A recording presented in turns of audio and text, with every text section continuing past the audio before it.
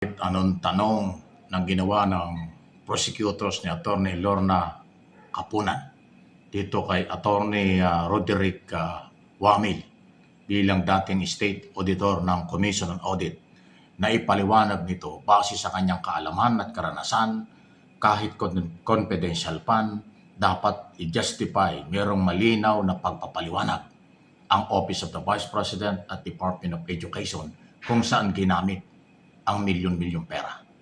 Ito ang ilan sa bahagi ng pagtatanong ni Atty. Kapunan kay Atty. Mawil bilang testigo. Kung saan drugstore ka bumili ng medicine? Hindi naman po siguro confidential kung ang pagbibilhan mo ay mga drugstore. Kasi ang confidential po mismo ay yung paggagamitan, hindi yung pagbibilhan. Magkaibang bagay po kasi yun. Yung mga grocery na binilhan ng mga sari-saring groceries at supplies, hindi ba confidential dapat ang mga pangalan ng grocery na yan?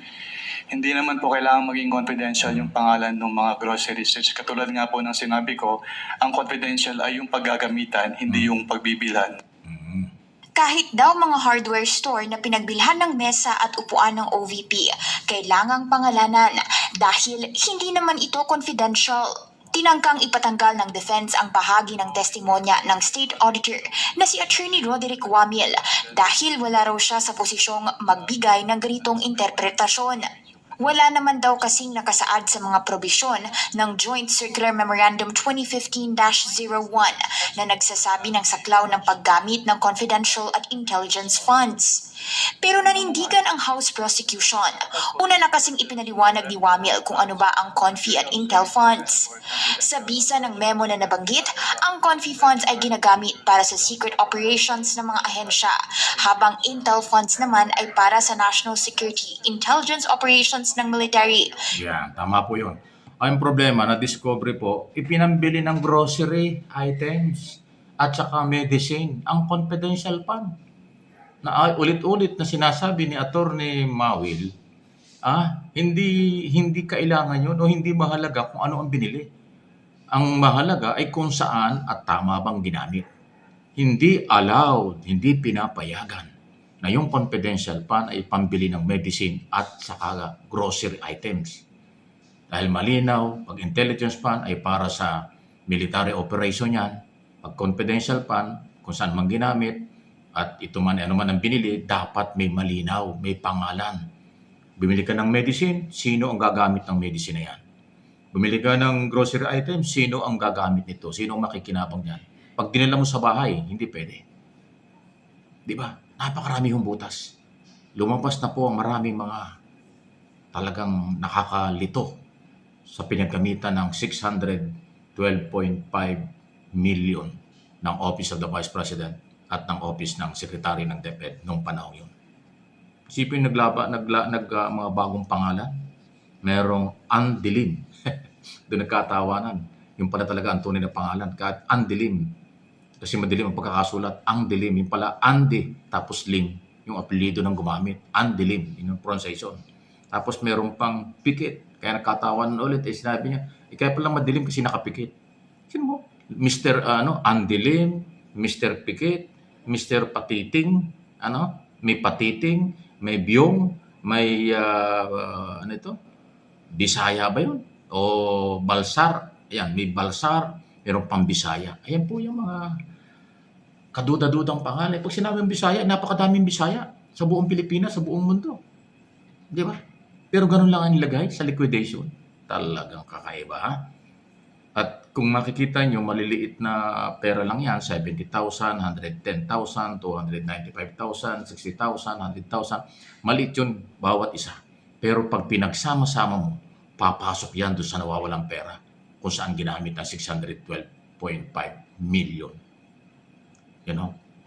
Kinatay-katay nila ang pera, ipinangalan kung kani-kanino at pinalabas, ayan po ay nagamit nila. At ito pa yung isa sa nakakapagtaka. Yung confidential fund ng 2022, 2022, kaupo lang ni Sara Duterte naman kasi 2022 sila umpo, di ba? Ay akalain mo na nakita dun sa mga dokumento na resibong ipinakita. The December 2027, December 31 ng 2023. Just imagine. Isang taon mahigit. 2022, ginamit yung pera, pero yung mga dokumentong ipinesenta ay may resibo umano, acknowledgement receipt ng December 2023 after 1 year. O, saan nakakita ng ganun? Dapat quarterly o yearly. Kung 2022 mo ginamit yung pera, ang official receipt niyan, 2022 rin. Ang 2022 ginastos, 2023 after 1 year, ang official receipt, ano yun? Talagang marami pong pagdududa. At dito lang ho sa initial na lumabas ng mga pangalan, ay meron ng more or less daw mga 29 million pesos ang ginamit na hindi malinaw kung sino mga tao sa acknowledgement receipt. Talagang yung korupsyon ay, sa aking opinion, ay lutang na rito. Sana nakikita ito ng mga senator judges. Mahalaga po itong Article 1, Confidential Fund at Intelligence Fund ng Vice President. Dahil ito ay pera ng taong bayan, pera ng mamamayan. Saan ginamit ito? At kung ganito ang liquidation, ganito ang mga acknowledgement receipt na kung sino-sino lang, pananagutan yan. Uulitin ko yung sinabi ko na nakaraang mga video. Hindi lang si Vice President ang pwedeng panagutin ito. Siya lang dito sa impeachment kasi siya lang ang impeachable official. Pero ang lahat ng nakinabang sa DepEd at Office of the Vice President na pinagdaanan ng perang yan, makakasuhan kayo sa korte. Plunder yan. Malversation of public fund at saka graft in corruption.